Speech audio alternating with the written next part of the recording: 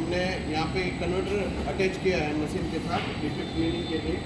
इसमें जो converter use कर रहे हैं हम वो है स्कॉर्पियो क्लासिक 2024 का, महिंद्रा का है। इसमें हमें ये थोड़ा ध्यान रखने की चीज़ें हैं जो मैं बता रहा हूँ।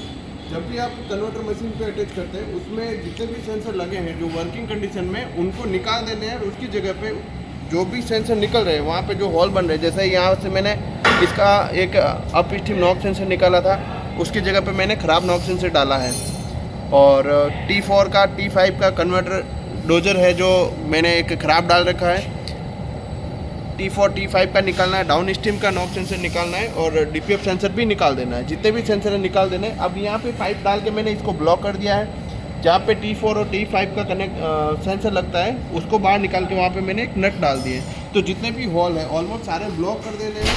और अगर वहाँ ब्लॉकिंग करने के लिए आपके पास कोई प्रॉपर नट नहीं है तो आप उस पर ख़राब सेंसर यूज़ कर सकते हैं। जैसे हम डोजर के लिए यहाँ पे कोई फिट होने के लिए प्रॉपर सेंसर नहीं है तो हमने एक ख़राब डोजर डाला है।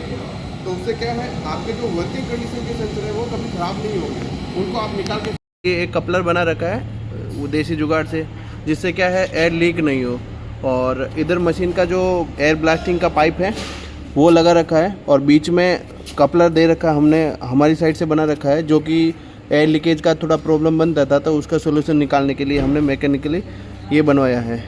और ये अटैच होने के बाद हमें देखना है कि कंप्रेसर से जो पाइप लगती है उसके बाद इसमें जो प्रेशर सेट होता है वो 5.5 तक ही रखना है।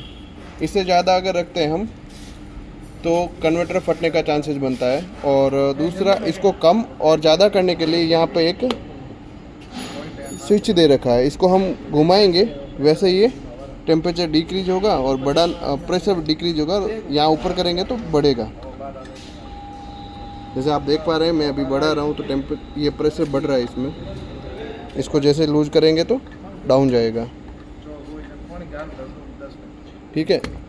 और यहाँ पे ऑन ऑफ का बटन है, मशीन हमने ऑन कर रखा है, प्रेशर हमने सेट कर रखा है। अभी हम चलेंगे मशीन की डिस्प्ले पे। मशीन में हमने सेट कर रखा है, देखिए इंटरवल टाइम जो है 15 सेकंड का, सेकंड ब्लास्टिंग के बीच जो टाइम रहता है वो 15 सेकंड का सेट कर रखा है। और फ्रीक्वेंसी 15 सेकंड का। अब इसके बाद हमने अटैच कर रखा है और इसको मजबूती से पकड़ना होगा। सचिन पकड़। अब जैसे ही हम यहाँ पे ब्लास्टिंग पे क्लिक करेंगे, ब्लास्टिंग करने के लिए हमें क्या करना है, यहाँ पे ऑटोमेटिक पे क्लिक करना है, ठीक है।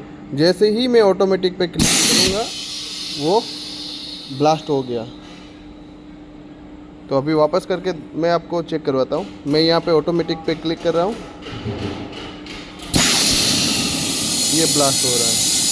तो इसमें क्या होता है, कार्बन जितना भी बन रखा होता है कन्वर्टर के अंदर वो कार्बन बाहर डाल देता है, एयर पास होने की जगह मिल जाती है, उसके बाद बर्निंग प्रॉपर हो पाती है।